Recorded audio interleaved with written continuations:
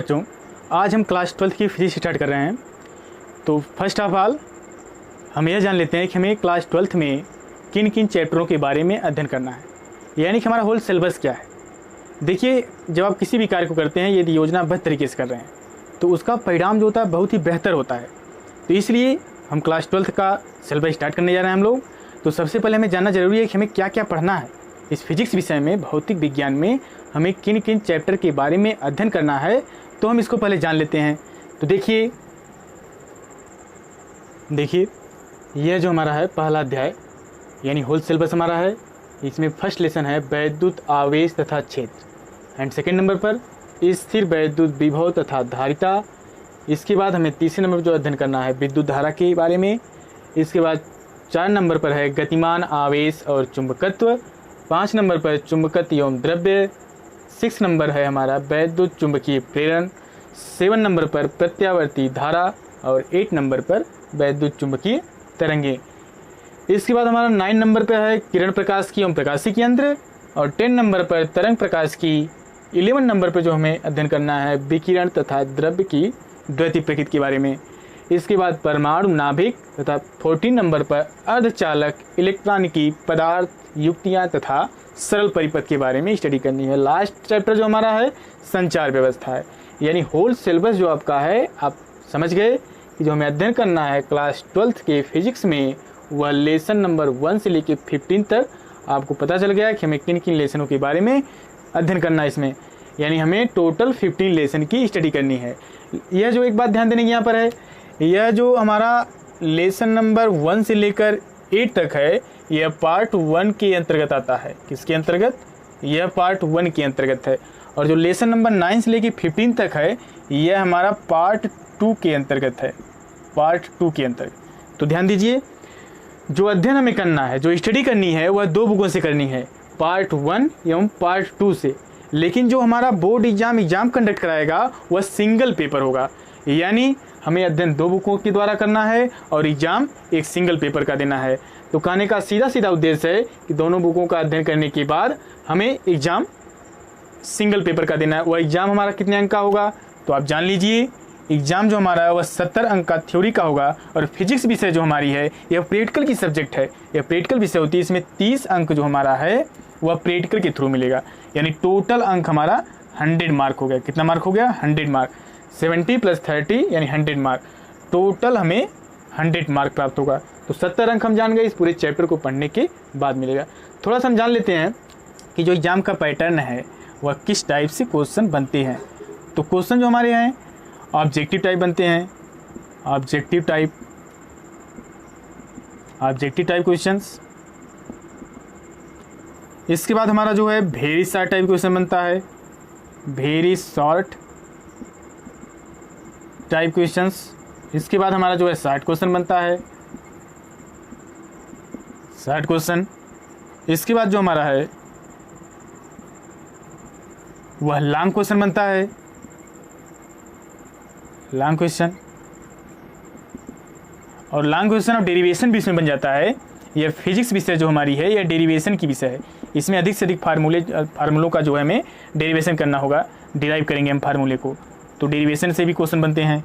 इसके बाद हमारा जो है न्यूमेरिकल से भी क्वेश्चन बनता है, यानी न्यूमेरिकल इसमें पूछा जाता है। ध्यान दीजिए कि हम तैयारी किस प्रकार करें, जो हमारा बोर्ड एग्जाम है उसकी हम तैयारी किस प्रकार करें। तो लॉन्ग क्वेश्चन जो हमारा है यानी चैप्टर को हम कंसेप्ट को क्लियर करें तो लॉन्ग क्वेश्चन इजीली बनेगा। लॉन्ग क्वेश्चन हम बेहतर कैसे बना जाए, डेरिवेशन लॉन्ग क्वेश्चन बेहतर वे हम कर ले जा रहे हैं, डेरिवेशन बेहतर वे हम कर ले जा रहे हैं। चैप्टर के कॉन्सेप्ट को सीखने के बाद जो डेरिवेशन हमारा जो फार्मूले का डेरिवेशन करना है उसको हम बेहतर तरीके से समझ ले रहे हैं। तो स्वाभाविक से जो हमारा शॉर्ट क्वेश्चन है या वेरी शॉर्ट क्वेश्चन है, ऑप्शनल क्वेश्चन यानी ऑब्जेक्टिव टाइप क्वेश्चन है, या ईजिली बन जाएंगे। तो पूरा फोकस हमारा डेरिवेशन और लॉन्ग क्वेश्चन पर होना चाहिए। यानी यह फोकस कब क्लियर होगा, यह कब हमें डेरिवेशन आएगा, जब हम हर एक चैप्टर के कॉन्सेप्ट को भली भांति समझने का प्रयास करेंगे, उसको सीखने का प्रयास पूरा करेंगे। और न्यूमेरिकल की बात आती है, फाइनली किसकी बात आती है? न्यूमेरिकल की। न्यूमेरिकल तभी बना पाएंगे जब आपके चैप्टर का कॉन्सेप्ट फार्मूला सब कुछ क्लियर हो। तो न्यूमेरिकल बनाने के लिए आपको कॉन्सेप्ट बिल्कुल क्लियर रखना है, तभी आप न्यूमेरिकल को बना पाएंगे, अन्यथा न्यूमेरिकल को आप नहीं कर पाएंगे। तो हम लोग श्रेणी दर श्रेणी स्टेप बाय स्टेप एक एक चैप्टर को पढ़ेंगे। और आज हम स्टार्ट करेंगे वैद्युत आवेश तथा क्षेत्र के बारे में। और स्टार्ट करने से पहले आप यह जान लीजिए कि हर एक चैप्टर को हम डिटेल में और उसके कॉन्सेप्ट को क्लियर रूप से समझने का प्रयास करेंगे। आप लोग ध्यान से देखते रहिए। तो फर्स्ट ऑफ ऑल सबसे पहले आप जो है इस चैप्टर को, इस पॉइंट को नोट कर लीजिए जो आपको अध्ययन करना है। इसको नोट कर लीजिए।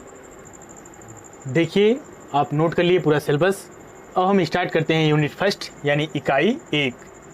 यूनिट फर्स्ट हमारी क्या है इसको देख लेते हैं, और इस यूनिट में हमें कौन कौन से चैप्टर का अध्ययन करना है इसके बारे में जान लेंगे।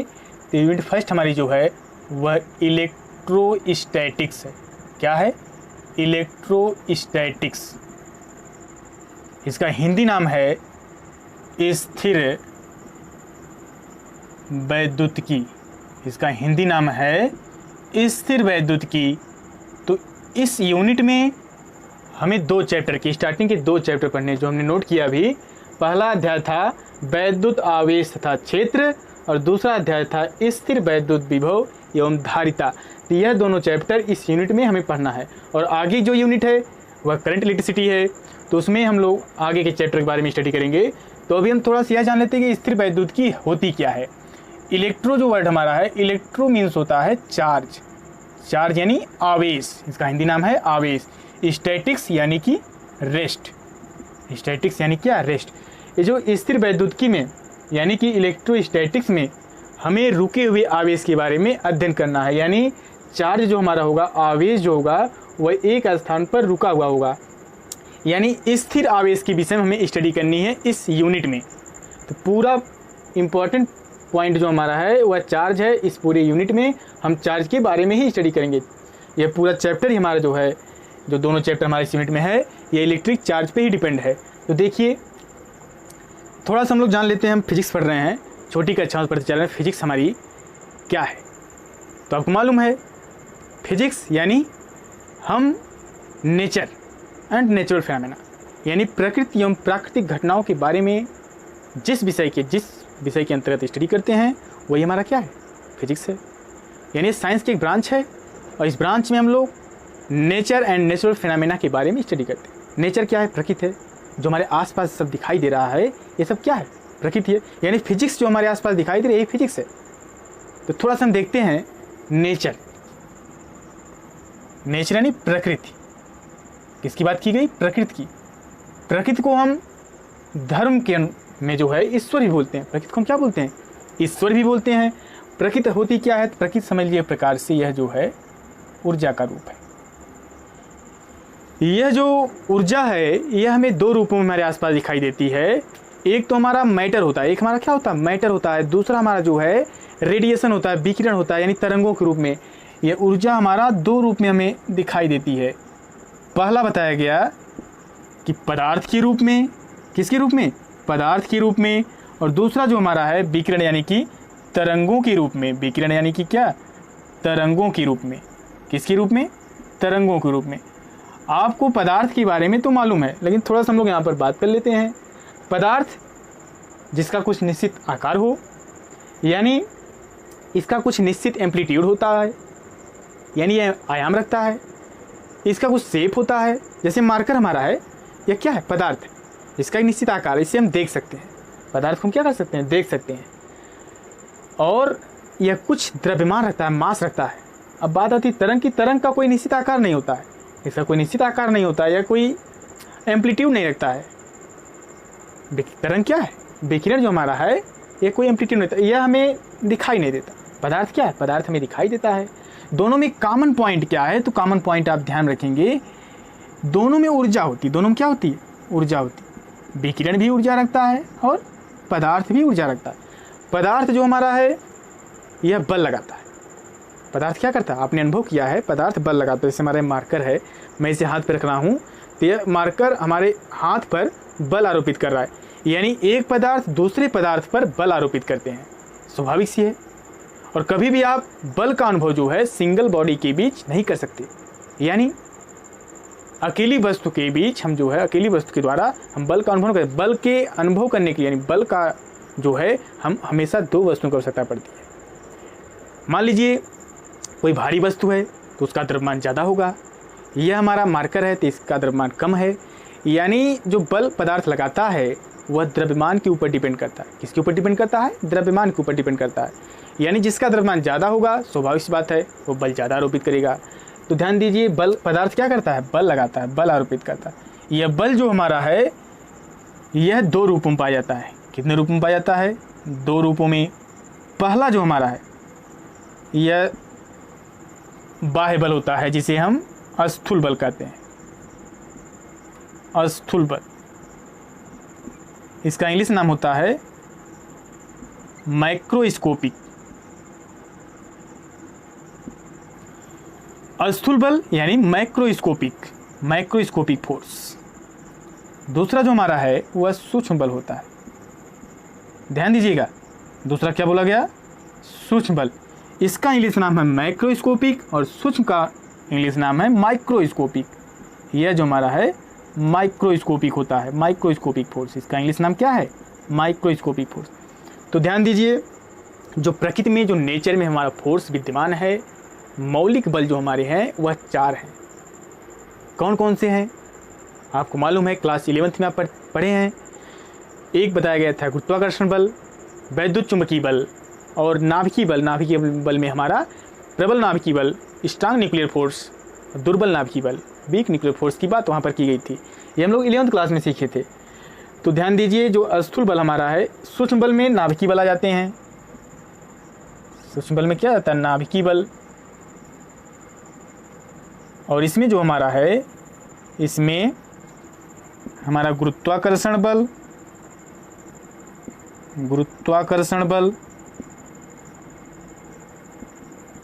और वैद्युत चुंबकीय बल यानी वैद्युत बल। ध्यान दीजिए, ये जो गुरुत्वाकर्षण बल लगता है यह किसके कारण लगता है, पदार्थ में आपको बताया गया कि क्या होता है, मास होता है।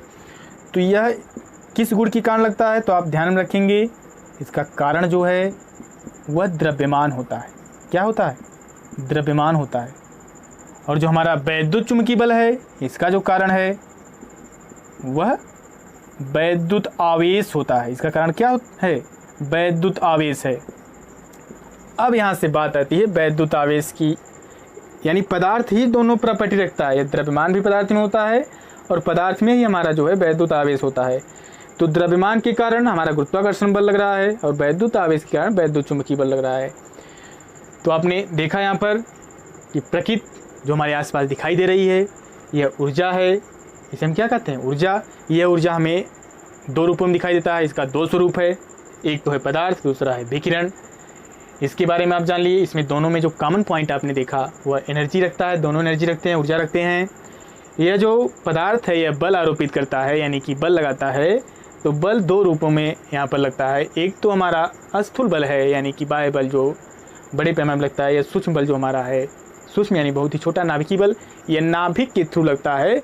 यह बहुत ही कम दूरी में काम करता है, ज़्यादा दूरी पर यह काम नहीं करता है, यह न्यूक्लियस के मध्य लगता है।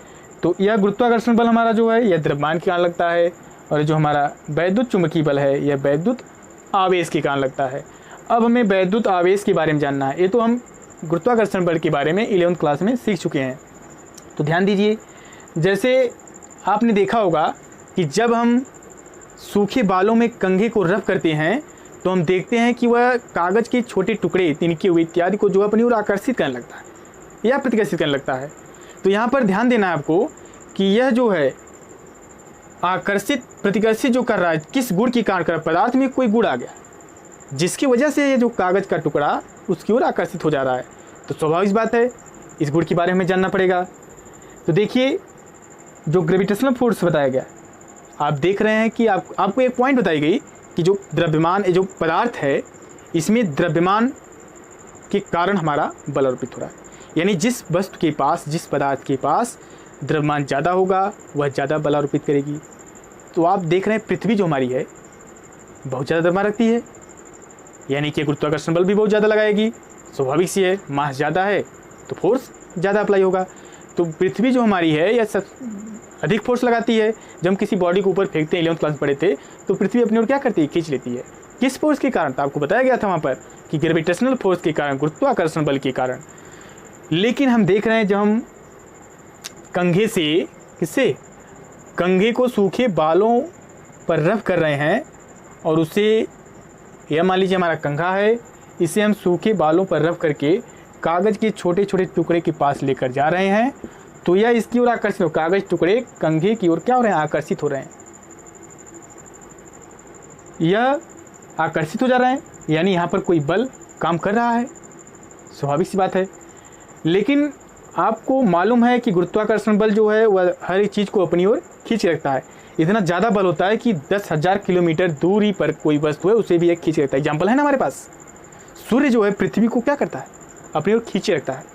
तारे जो हमारे हैं, तारे जो आकाश में हैं, एक दूसरे को ग्रेविटेशनल फोर्स की वजह से एक दूसरे को जो है खींच कर रखते हैं।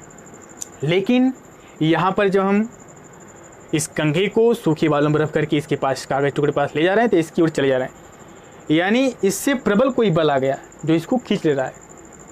ये जो बल हमारा है इसे हम इलेक्ट्रिक फोर्स के नाम जानते हैं, वैद्युत बल के नाम जानते हैं। इसमें जो गुण आया खींचने का, इस गुण को ही हम कहते हैं आवेश। क्या कहते हैं, आवेश कहते हैं। आज से लगभग 2500 वर्ष पूर्व एक यूनान के दार्शनिक थे जिनका नाम था थेल्स। उन्होंने यह बताया था कि जब वह अंबर नामक पदार्थ को ऊनी वस्त्रों से रगड़े थे, अंबर नामक पदार्थ किससे रगड़े थे, ऊनी वस्त्रों से रगड़े थे, तो उन्होंने देखा था कि वह हल्की वस्तुओं को अपनी ओर आकर्षित कर रहा था, यानी उस पदार्थ में आकर्षण का गुण आ गया। यानी कहने का सीधा सीधा उद्देश्य है कि केवल आकर्षण का ही नहीं, कुछ वस्तुओं में इस प्रकार का गुण आया कि वह जो है प्रतिकर्षित भी कर रहे थे।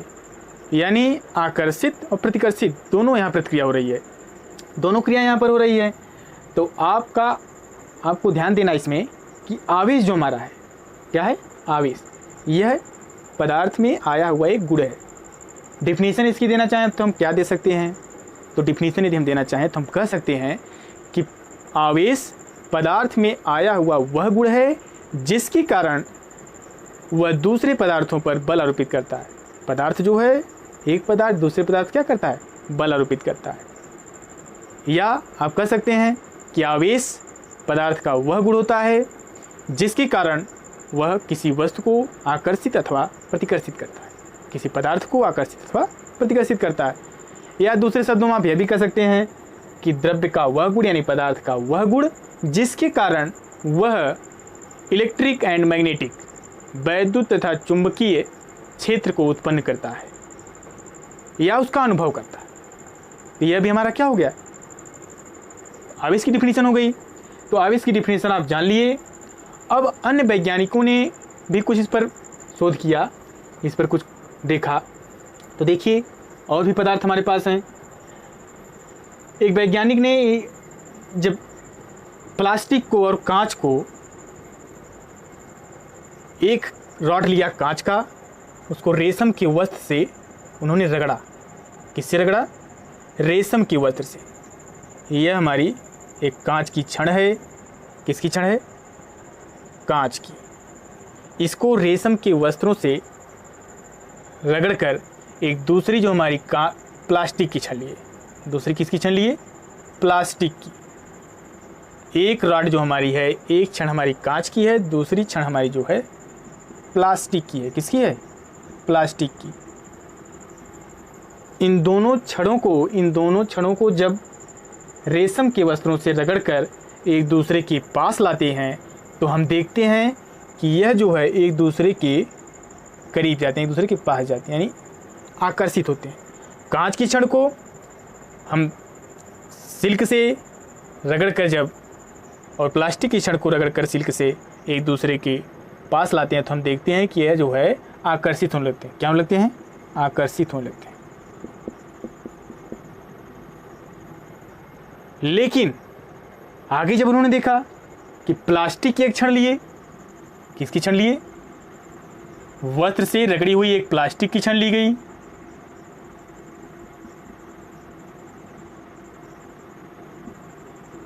और दूसरी भी हमारी जो है प्लास्टिक की छड़ लेकर आए। यानी कहने का उद्देश्य है कि दोनों छड़ जब हम रगड़कर, वस्त्र से रगड़कर एक दूसरे के पास लाते हैं तो हम देखते हैं अब यह जो है आकर्षित नहीं कर रहे हैं। अभी देखिए, जब हम कांच की छड़ और प्लास्टिक की छड़ को वस्त्र से रगड़ के एक दूसरे के पास लाए तो यह आकर्षित कर रहे थे। लेकिन जब दोनों सेम प्रकार की वस्तु लाए, यानी दोनों जब हम प्लास्टिक की वस्तु लाए वस्त्र से रगड़कर, तो हमने देखा यहाँ पर कि यह जो है एक दूसरे से दूर हट रहे हैं, यानी प्रतिकर्षित हो रहे हैं, रिपेल हो रहे हैं। तो यहाँ पर प्रतिकर्षित हो रहे हैं कब? जब दोनों सेम वस्तुएं हैं, यानी दोनों प्लास्टिक ही है। अब देखिए, विचार करने की बात आ गई। अभी तक तो हम देख रहे थे कि आकर्षित कर रहे थे, लेकिन जब दोनों सिमिलर लेकर आए, यानी दोनों प्लास्टिक की क्षण को वस्त्र से रगड़ कर लाए, तो उन्होंने देखा कि यह प्रतिकर्षित हो रहे हैं। अब देखते हैं कांच की भी क्षण जब हम लेकर आए, किसकी क्षण? जब दोनों कांच की क्षण लेकर आए, पुनः वही बात देखने को मिला। यानी कहने का उद्देश्य है, जब हम वस्त्र से कांच की क्षण को रगड़कर एक दूसरे के पास लाए, तो देखा गया कि यह जो है एक दूसरे से दूर हट रहे थे, यानी कि प्रतिकर्षित हो रहे थे। क्या हो रहे थे? प्रतिकर्षित हो रहे थे।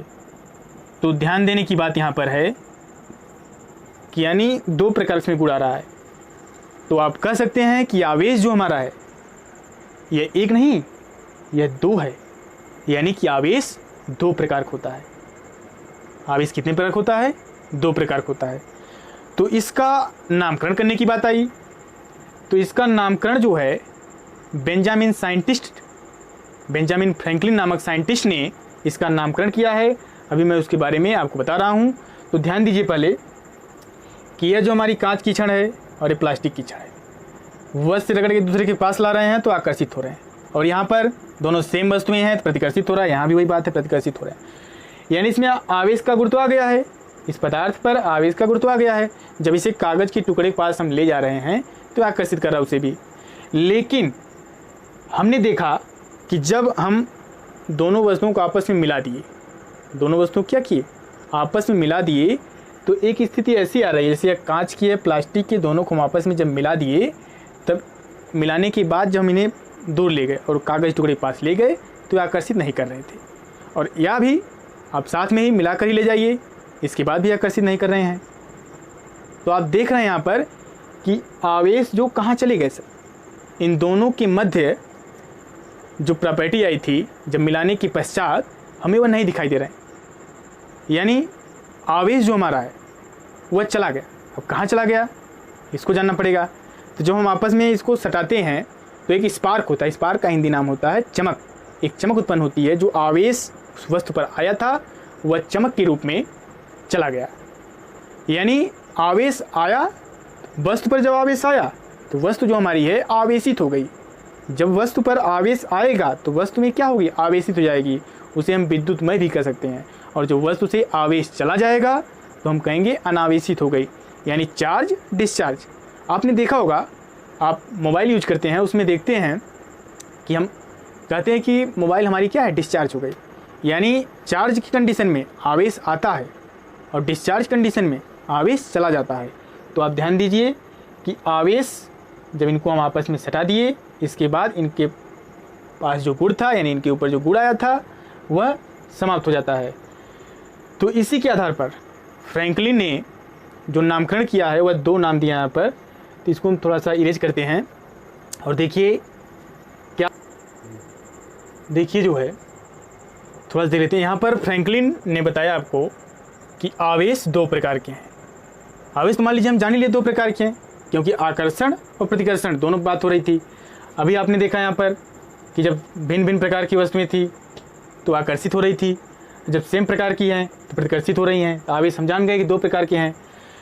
तो इन्होंने गणित का सिंबल उठाया, एक प्रकार के आवेश का नाम दे दिया पॉजिटिव, यानी धनात्मक आवेश, धनात्मक आवेश। और दूसरे प्रकार के आवेश का नाम दे दिया नेगेटिव चार्ज। कौन सा चार्ज? नेगेटिव चार्ज, यानी कि ऋणात्मक आवेश। कौन सा आवेश? तो आप ध्यान देंगे, ऋणात्मक आवेश। पॉजिटिव चार्ज धनात्मक आवेश और नेगेटिव चार्ज ऋणात्मक आवेश। इन्होंने गणित के सिंबल को क्यों उठाया? ये तो गणित की संक्रियाएं हैं। अभी तक हम लोग बल का मात्रक व न्यूटन रखते थे, मोशन, बल के बारे में है न्यूटन। इसी प्रकार हमारा ऊर्जा है तो ऊर्जा का मात्रक जूल होता है। लेकिन यहाँ पर धनात्मक ऋणात्मक नाम देने का क्या तात्पर्य है? तो उन्होंने बताया इसका फैक्ट दिया उन्होंने कि पॉजिटिव और निगेटिव ही क्यों लिया गया, क्यों दूसरा अन्य नाम नहीं लिया गया। तो ध्यान दीजिए, पॉजिटिव निगेटिव इसलिए लिया गया क्योंकि अभी आपको मैं बताया कि जब दो वस्तुएं, आवेशित दो वस्तुएं जो एक दूसरे के पास लाए, जब सटा दिए, स्पार्क हुआ, जो आवेश था हमारा वह ऊर्जा के रूप में, चमक के रूप में जो है चला गया। इसके बाद जब हम कागज टुकड़े के पास ले गए तो आकर्षित नहीं कर रहा था, यानी कि आवेश का गुण समाप्त हो गया। तो कौन सी ऐसी संसार में दो वस्तुएं हैं जिन्हें आपस में मिलाया जाए और उनका गुण जो है वह क्या हो, समाप्त हो जाए। तो उन्होंने यही बताया कि जब हम गणित के प्लस और माइनस को लेंगे, फॉर एग्जाम्पल के लिए जैसे हमारे पास मान लीजिए +5 है और -5 है, इसको ऐड करेंगे तो क्या मिलेगा हमें, 0 मिलेगा, यानी कोई चार्ज नहीं, यानी क्या, कोई आवेश नहीं। तो इसलिए यहाँ पॉजिटिव और नेगेटिव, एक प्रकार के आवेश का नाम दे दिया गया पॉजिटिव और दूसरे प्रकार के आवेश का नाम दे दिया गया नेगेटिव। तो बात समझ में आ गई होगी। कभी कभी कुछ स्टूडेंट के दिमाग में एक क्वेश्चन बन जाता है कि सर कौन सा हम पॉजिटिव समझेंगे, कौन सा नेगेटिव समझेंगे, क्योंकि ये तो हमें मालूम नहीं कि ये जो आवेश है, ये जो हमारा चार्ज है, ये आकर्षित प्रतिकर्षित तो दोनों, प्लास्टिक वाला भी हमारा जो है क्या कर रहा है, प्रतिकर्षित कर रहा है, और कांच की भी जब ले जा रहे हैं तब भी हमारा क्या हो रहा है, प्रतिकर्षित हो रहा है। तो कैसे हमें पता चलेगा कि कौन सा पॉजिटिव कौन सा नेगेटिव। तो इसके बारे में जो हमारे साइंटिस्ट हैं फैराडे साहब, इन्होंने एक सारणी दे दी, एक क्रम दे दिया कुछ पदार्थों का, तो जिसको हम नोट कर लेते हैं। जैसे हमारा है कांच है, फलालेन है, क्या बोला गया, कांच है, फलालेन है, ऊन है, सिल्क है, ऊन हो गया, सिल्क हो गया, क्या बोला गया, कांच, फलालेन, ऊन, सिल्क, धातु, रबर। इसके बाद नंबर आता है किसका, धातु का। धातु के बाद हमारा आता है रबर आता है, धातु के बाद क्या आता है, रबर आता है, रबर के बाद मोम आता है, मोम के बाद हमारा प्लास्टिक आता है, मोम के बाद क्या आता है, प्लास्टिक, प्लास्टिक के बाद हमारा जो है गंधक आ जाता है। यह फैराडे के द्वारा बताया, किसके द्वारा, फैराडे के। उन्होंने यह बताया, जैसे मान लीजिए हमारा कांच है, क्या है, कांच है, कांच को जो हम ऊन से रगड़ेंगे या सिल्क से रगड़ेंगे, रेशमी वस्त्र से रगड़ेंगे, तो नीचे वाली वस्तु जो हमारी है, क्रम जो बनाया गया है, नीचे वाली वस्तु पर ऋणात्मक आवेश आएगा। इस क्रम के अनुसार जब हम दो वस्तुओं को आपस में रगड़ेंगे तो ऊपर स्थित वस्तु, ऊपर वाली वस्तु में हमारा धनात्मक आवेश आ जाएगा और नीचे वाली वस्तु में हमारा क्या जाएगा, ऋणात्मक आवेश। कांच को सिल्क से जब रगड़ा गया था तो कांच पर हमारा क्या आया था, पॉजिटिव चार्ज आया था, सिल्क पर नेगेटिव चार्ज। लेकिन जब इसी सिल्क को हम प्लास्टिक से रगड़े थे, किससे रगड़े थे, प्लास्टिक से, प्लास्टिक क्या है, नीचे है, यानी प्लास्टिक पर हमारा नेगेटिव चार्ज आ गया था और सिल्क पर पॉजिटिव चार्ज आ गया था, यानी दोनों दशा में भिन्न भिन्न बात है। आप केवल यह ध्यान रखेंगे, इस क्रम को नोट कर लेंगे, इसको कुछ पदार्थों को यहाँ पर मैं नोट करा दिया, इसको आप ध्यान रखेंगे, इसको नोट कर लेंगे, और जो ऊपर है उसे जब हम नीचे स्थित वस्तु, इससे नीचे वाली वस्तु रगड़ेंगे तो ऊपर वाली वस्तु में धनात्मक आवेश यानी पॉजिटिव चार्ज और नीचे वाले में हमारा जो है नेगेटिव चार्ज, ऋणात्मक आवेश आएगा। तो यह पॉइंट आप ध्यान रखेंगे। अब हम बात करेंगे यूनिट की, किसकी, यूनिट की, इकाई की, यानी इकाई नहीं, यानी इसका यूनिट यानी कि मात्रक की बात करेंगे। किसकी मात्रक की, तो चार्ज की मात्रक की बात करेंगे। तो इसको हम करते हैं इरेज, और इलेक्ट्रिक चार्ज की यूनिट के बारे में जानते हैं, तो इसको हम इरेज कर रहे हैं। देखिए हम जान गए कि धनात्मक और ऋणात्मक जो आवेश का नाम दिया गया फ्रैंकलिन के द्वारा, यह क्यों दिया गया, तो हम लोग स्पष्ट रूप से समझ लिए। अब हम आवेश की मात्रक की बात करेंगे। आवेश के कई मात्रक होते हैं। आवेश के मात्रक, देखिए आवेश का जो मात्रक है वह हमारा क्या है, तो आवेश का मात्रक जो है कूलाम होता है। आवेश का मात्रक क्या होता है, कूलाम होता है। हाई स्कूल स्तर में आप पढ़े थे, हाई स्कूल में इलेक्ट्रिक वाले चैप्टर में I = Q/T, इसके बारे में जानकारी लिए थे, ध्यान में होगा आपको। तो यहाँ से हम लोग लिखते थे क्या, Q = I × T, यह पॉइंट लिखते थे। स्वाभाविक बात है, I = Q/T है तो Q = क्या होगा, I × T।